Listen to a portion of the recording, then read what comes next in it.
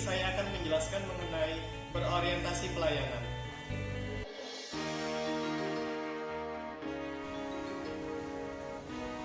Akuntabilitas adalah kewajiban untuk mempertanggungjawabkan segala tindak dan tanduk pelayanan baik kepada atasan, instansi, maupun kepada publik itu sendiri.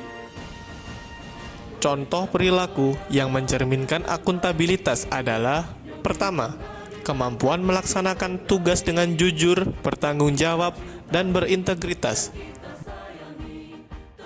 2. Kemampuan menggunakan kekayaan dan barang milik negara secara bertanggung jawab, efektif, dan efisien. 3. Kemampuan menggunakan kewenangan jabatan dengan integritas tinggi.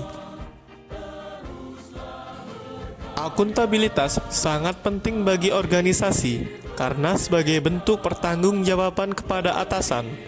Adapun 3 fungsi akuntabilitas adalah: menyediakan kontrol demokratis, mencegah korupsi dan penyalahgunaan kekuasaan, meningkatkan efisiensi dan efektivitas.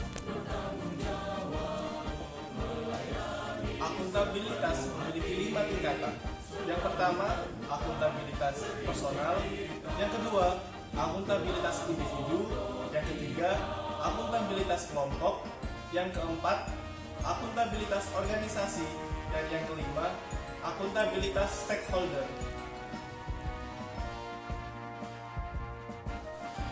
Panduan perilaku akuntabel. Panduan perilaku akuntabel dibagi menjadi beberapa poin, yakni: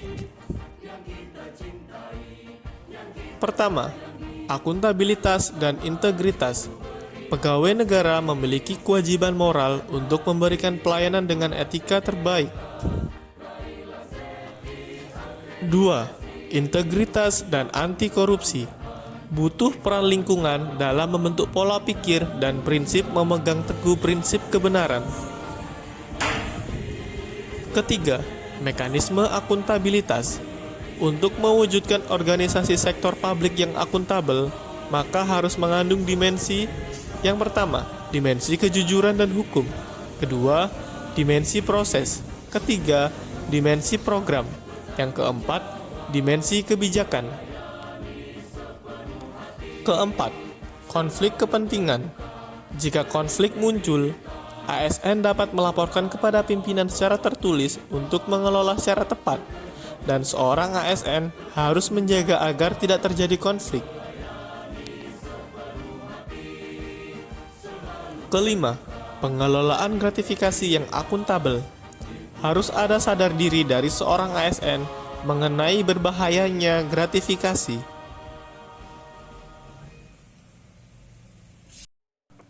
Keenam, membangun pola pikir anti korupsi. Peran lembaga atau negara adalah membuat rambu bagi semua unsur untuk mengetahui hal yang dapat dan tidak dapat dilakukan. Tindakan pelanggaran korupsi berpotensi merusak kepercayaan kepada masyarakat.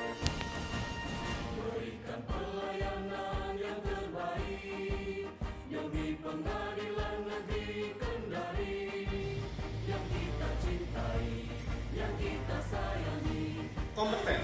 Pengertian dari kompeten adalah deskripsi mengenai kemampuan, pengetahuan, dan perilaku yang dibutuhkan untuk menjalankan suatu tugas jabatan. Sesuai Peraturan Menteri Pan-RB Nomor 38 Tahun 2017, standar kompetensi ASN meliputi: pertama, kompetensi teknis. Kedua, kompetensi manajerial. Ketiga, kompetensi sosial kultural.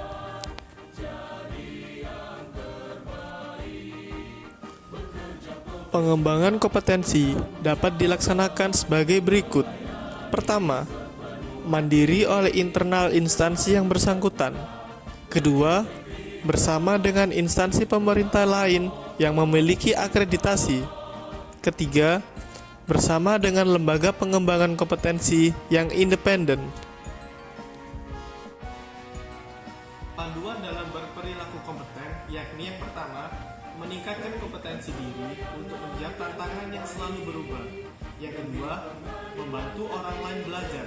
Yang ketiga, melaksanakan tugas dengan kualitas terbaik.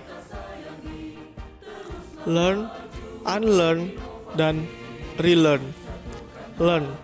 Dalam tahap ini, belajarlah hal yang baru dan dilakukan secara terus-menerus. Kedua, unlearn. Lupakan apa yang telah diketahui berupa keahlian atau pengetahuan apabila tak lagi relevan. 3. Relearn, yakni benar-benar menerima fakta baru.